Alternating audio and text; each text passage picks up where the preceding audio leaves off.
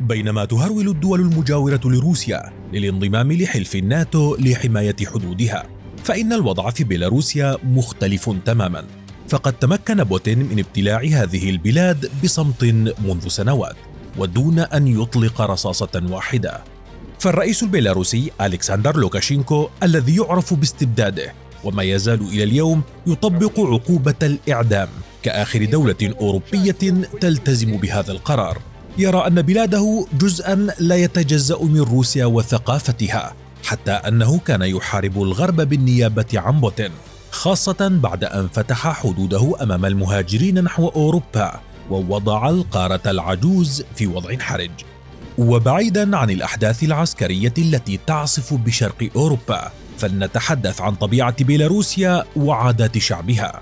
هذه البلاد التي ولد فيها رئيسين لإسرائيل، وهما حايم وايزمان وشمعون بيريز. كما تعرف بيلاروسيا بكثرة حصدها لجوائز نوبل، فقد تمكنت من تحقيق 5 جوائز، كان آخرها جائزة نوبل للآداب التي حصلت عليها سيفيتلانا أليكسفيتش. ولكثرة المبرمجين العاملين فيها، أطلق على بيلاروسيا لقب وادي السيليكون شرق أوروبا. ومن أغرب الأمور التي قد تسمعها عن هذه البلاد هو تحولها إلى كازينو للمواطنين الروس، فأصبحت تعرف بلاس فيغاس شرق أوروبا. فعندما حظرت المقامرة في روسيا، لجأ الكثير من المواطنين الروس إلى كازينوهات بيلاروسيا.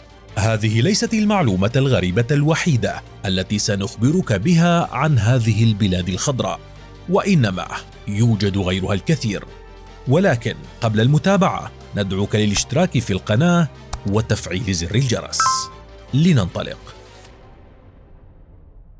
كانت بيلاروسيا من أصغر الجمهوريات السلافية الثلاث المدرجة في الاتحاد السوفيتي، وعند استقلالها عام 1991 احتفظت بعلاقات وثيقة مع روسيا.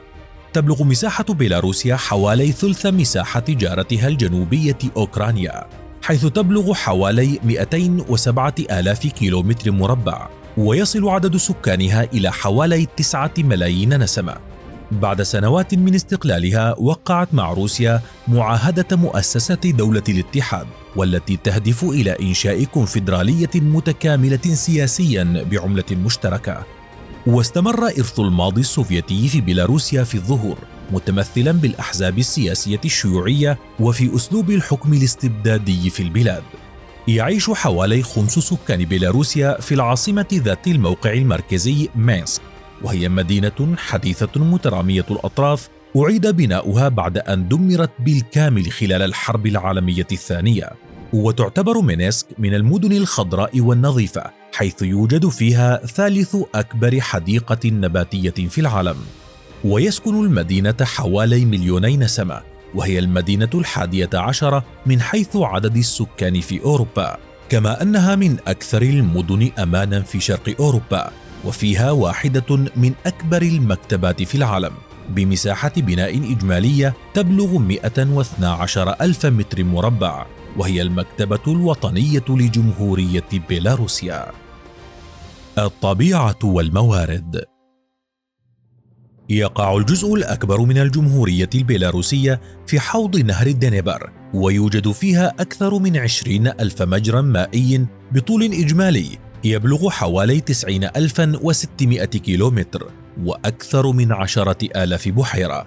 وتعد غابة بالوفيزسكايا على الحدود الغربية مع بولندا واحدة من أكبر المناطق الباقية من الغابات المختلطة البدائية في أوروبا، والتي كانت لعدة قرون تعتبر غابة صيد خاصة بالملوك البولنديين الأوائل، ولاحقا للقياصرة الروس.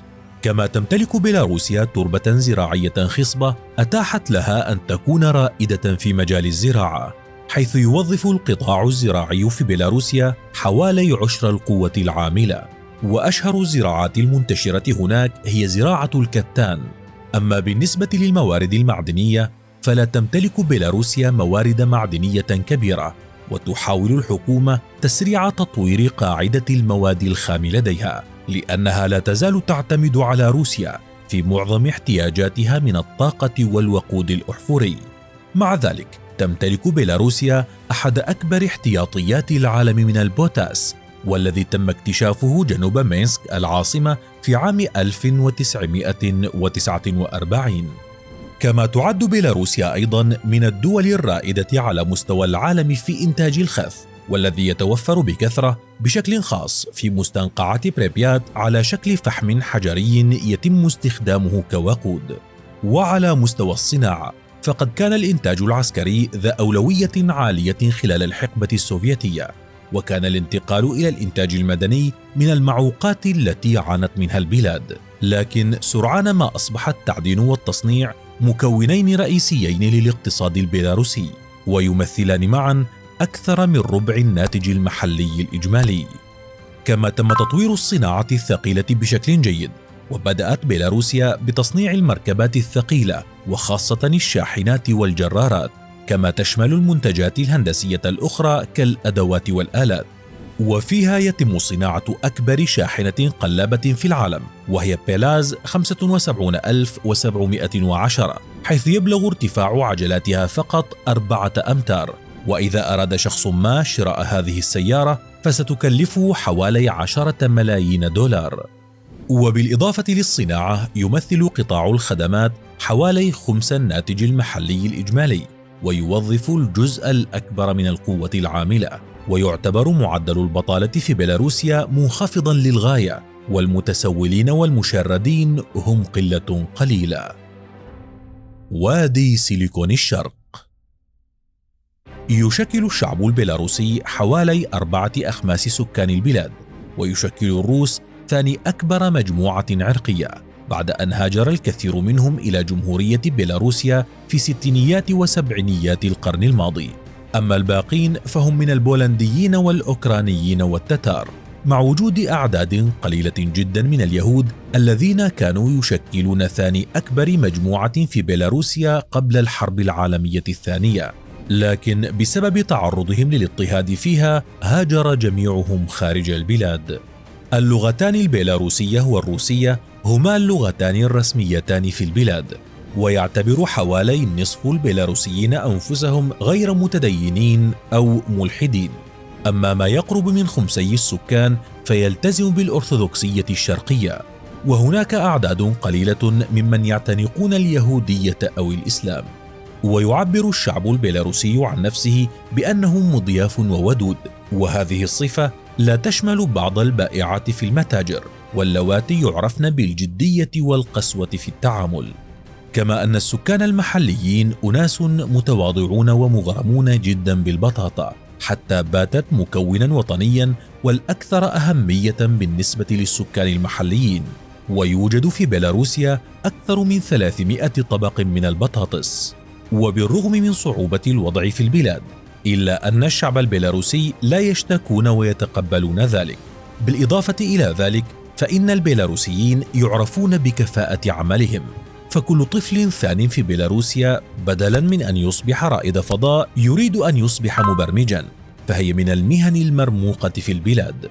ورواتب المبرمجين أعلى من الموجودة في جميع البلدان المجاورة، حتى باتت تعرف بيلاروسيا على أنها وادي السيليكون في أوروبا الشرقية، وأنشأت منطقة تشبه وادي السيليكون تعرف باسم هايتك بارك، توجد فيها حوالي 170 شركة و27 ألف متخصص في تكنولوجيا المعلومات.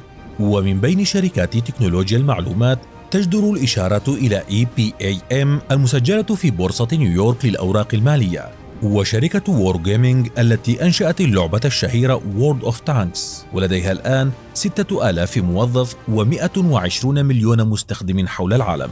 حتى أن تطبيق المراسلة الشهير فايبر قد خرج من بيلاروسيا، واشتراه عملاق التجارة الإلكترونية الياباني راكوتين مقابل 900 ألف دولار.